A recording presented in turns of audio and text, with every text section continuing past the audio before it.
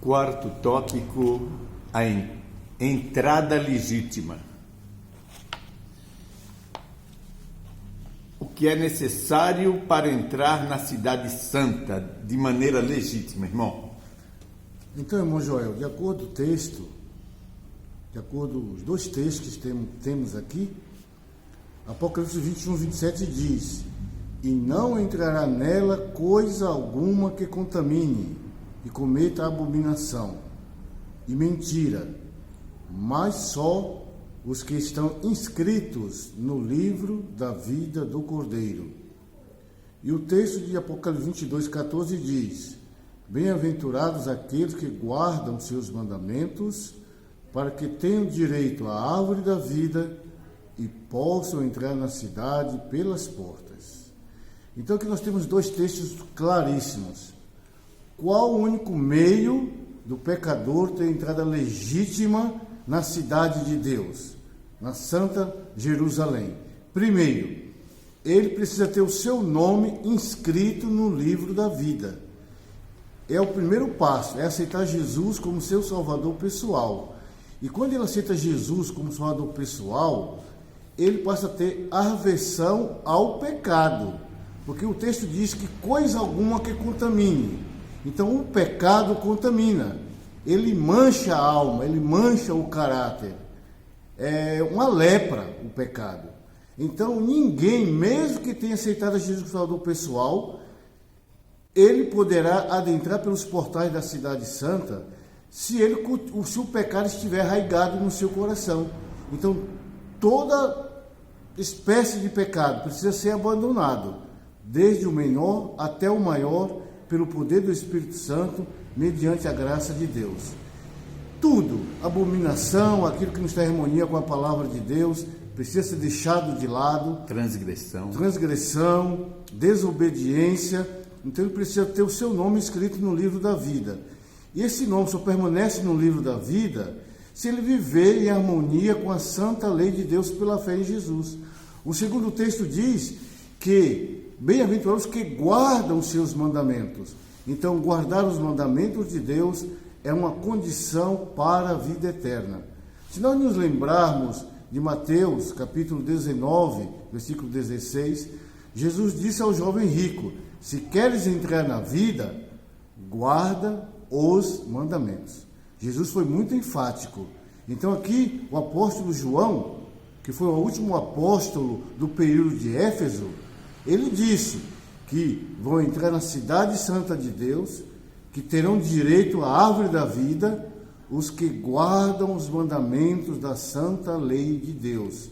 Então ele aceita Jesus, ele é purificado de toda a injustiça, de todo o pecado, e agora ele tem a alegria de guardar os mandamentos de Deus.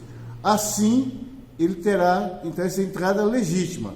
Ele aceita Jesus pela fé, ele tem o seu nome escrito no livro da vida e ele vai guardar os mandamentos de Deus. Assim, ele poderá entrar na Cidade Santa. Eu vou ler só uma partezinha da nota aqui. Pode ler, irmão João. Isso. Diz assim, olha.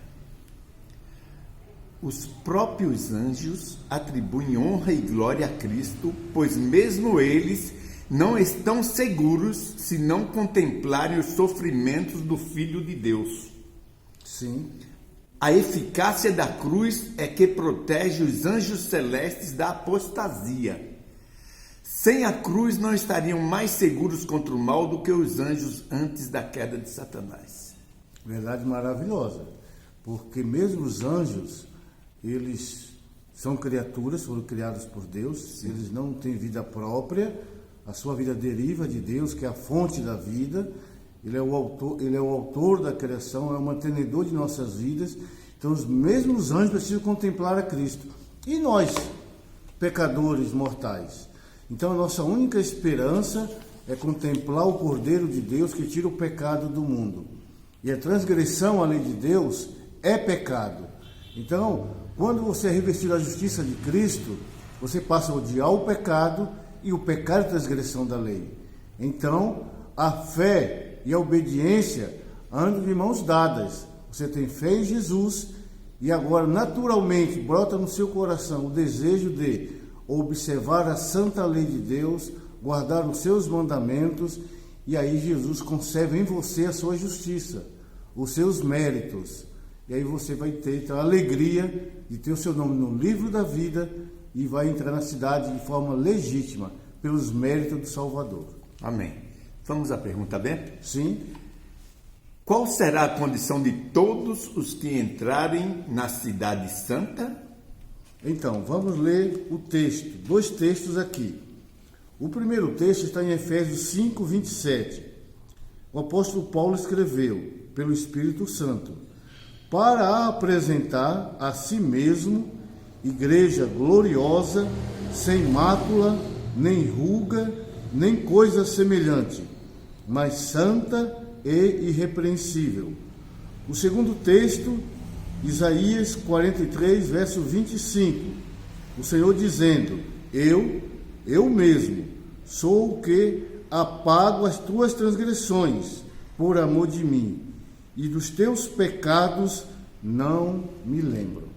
Então os 2 textos são bem claros, qual é a condição de todos que desejam realmente entrar na cidade de Deus.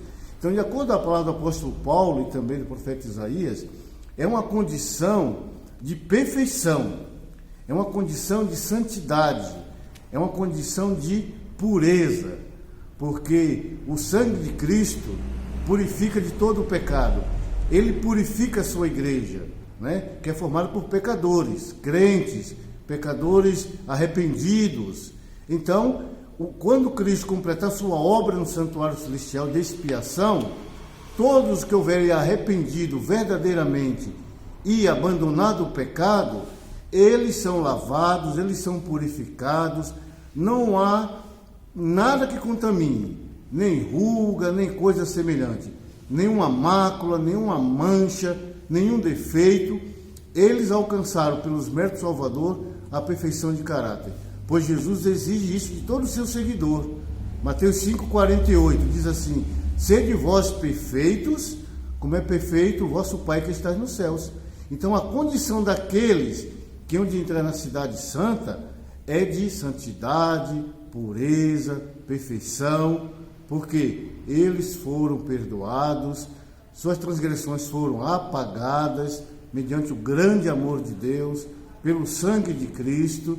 Mas eu quero lembrar você que está nos ouvindo neste momento: a justiça de Cristo não é capa para encobrir pecados não confessados e não abandonados.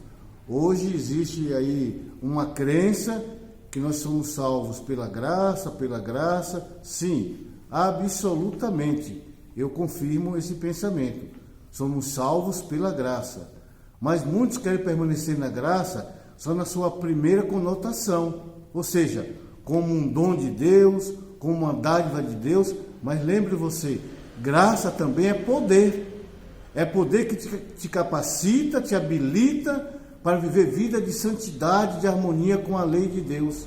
Graça é poder para você vencer o pecado, deixar todo o embaraço e seguir uma carreira de santidade, de obediência à vontade de Deus.